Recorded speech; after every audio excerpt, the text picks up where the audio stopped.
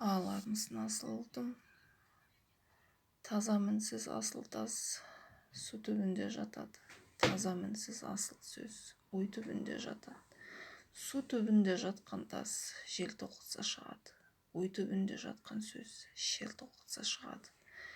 Деп Асан Қайғы ата бабамыз айтқандай, ертең ай толады, судың деңгейі көтеріледі, өзен көлдерде енді өздерін жақсы білесіздер, арқасы бар адамбыз.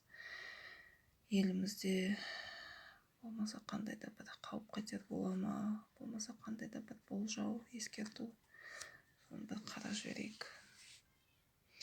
Не жағдай болады, бұл ай толғанда қандай өзгерістер?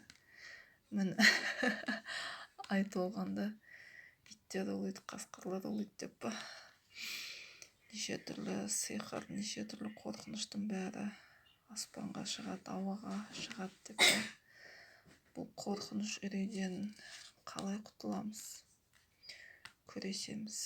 Әрине, күреспесек болмайды.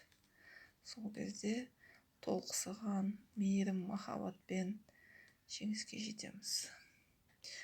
Өмір ол күрес. Күрессіз ештемеде жеңе алмаймыз.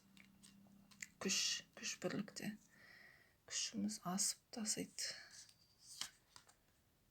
Не деген баршылық, моушылық келе жатыр. Ер шекіспей бекіспейді дейді. Біріншіден күрес жүреді, одан кейін күшіміз мұғап, баршылық, моушылыққа жетеді екенбіз. Еңбек ырыс алды ынтымақ. Еңбек етсең ерінбей тояды, қарын тіленбей деп еңбегіміздің жемісін көреді екенбіз. Тағы не дейді бұлай, несімен келатыр?